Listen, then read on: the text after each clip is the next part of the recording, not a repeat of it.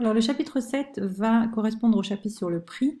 Le prix est un élément du plan de marchéage que nous envisageons juste après le cours sur le produit. Le prix n'est pas à envisager seul, il est envisagé dans la cohérence de l'ensemble des éléments du plan de marchéage. Donc l'objectif de ce cours, c'est de comprendre quels sont les facteurs qu'on va prendre en compte pour fixer un prix, et dans un premier temps, et dans un deuxième temps, comment ce prix varie-t-il au cours de la vie du produit. Donc on va commencer déjà par envisager ce que c'est que le prix. Le prix pour une entreprise, c'est une ressource. C'est grâce au prix qui est fixé sur un bien et un service que l'entreprise gagne de l'argent. Donc la fixation du prix est quelque chose de fondamental, il ne faut pas se tromper.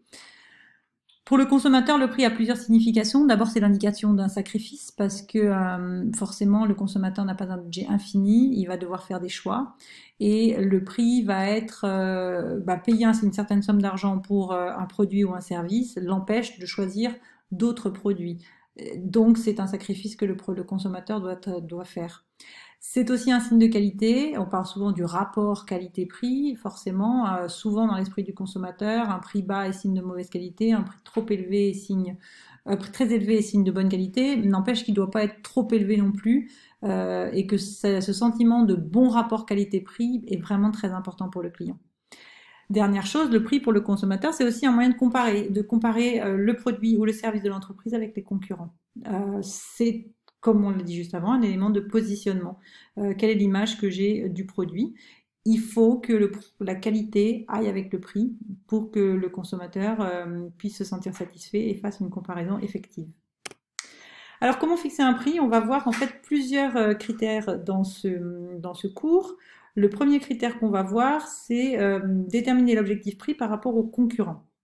Donc, une des premières choses que l'on peut faire quand on va fixer un prix, c'est déjà de faire une recherche de prix, la recherche de prix faite des prix des concurrents, pour essayer de décider comment on veut se positionner par rapport à cela.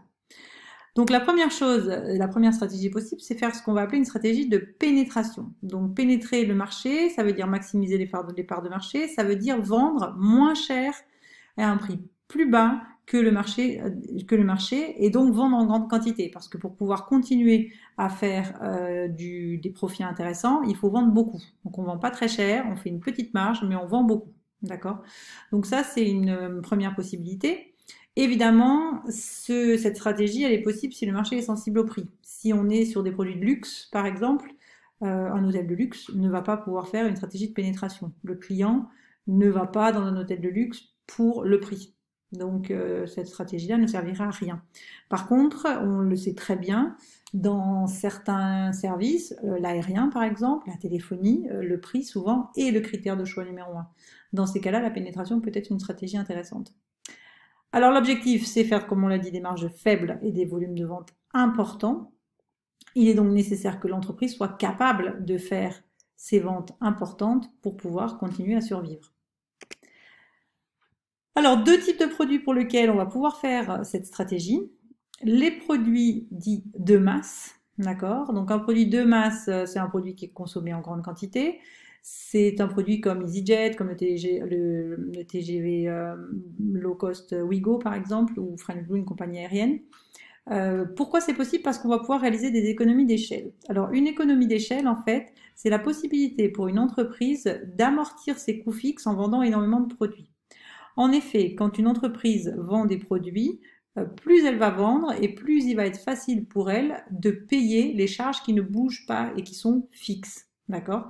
Donc plus elle va vendre de produits sur le marché, plus elle va pouvoir amortir ses coûts et donc plus facilement, finalement, elle va pouvoir réaliser une marge. Donc ces économies d'échelle, c'est intéressant de les réaliser pour des entreprises comme par exemple pour EasyJet, puisqu'ils vont vendre énormément de billets d'avion et ils vont essayer de réduire au maximum toutes les charges fixes pour pouvoir réaliser ces économies d'échelle. Si les produits ne sont pas de masse, on peut dire que cette stratégie est aussi possible pour les produits dits standardisés. Donc un produit standardisé, c'est un produit où tout a été déjà testé, où tout fonctionne de manière automatique. D'accord? Par exemple, dans un hôtel Formule 1, il n'y a aucune personnalisation possible, qui est possible et envisageable. L'hôtel Formule 1, tout a été acheté en grande quantité, de nouveau les économies d'échelle. On réduit aussi l'accueil personnel au minimum. On achète les matières premières en quantité. La même chose chez McDonald's, par exemple. Donc, cela permet de vendre pas très cher. C'est aussi possible sur les produits qui sont parfaitement rodés ou qui connaissent un très grand succès. D'accord? Une visite de Paris, une visite des châteaux de la Loire, une visite de Rome, on l'a déjà préparé très très longtemps, on l'a déjà fait beaucoup de fois. Donc finalement, quand on la vend, on n'a aucun travail de préparation à faire, on a très peu de charges humaines de recherche et développement, donc on va juste pouvoir la faire encore une nouvelle fois sans forcément investir beaucoup. C'est un peu le cas, ce qu'on avait vu dans un chapitre précédent, des produits qu'on appelle vache à lait. Alors, cette stratégie, elle va être possible évidemment en phase de maturité du produit, parce que c'est pas une stratégie qu'on peut mettre en place quand on va commencer à lancer un produit.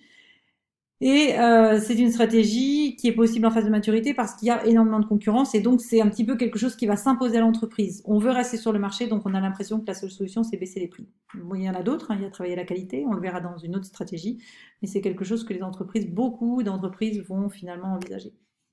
Alors l'avantage de cette stratégie, c'est que c'est une stratégie qui permet de prendre des parts de marché rapidement. Forcément, les clients voient en vous une offre attractive et donc ont très rapidement envie d'acheter votre produit.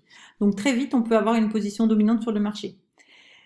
De la même manière, c'est une stratégie qui permet de générer un chiffre d'affaires très rapidement. D'accord? Si vous avez des difficultés financières, si vous voulez vendre beaucoup, donc je répète, pas des profits, hein, mais un chiffre d'affaires, donc des ventes.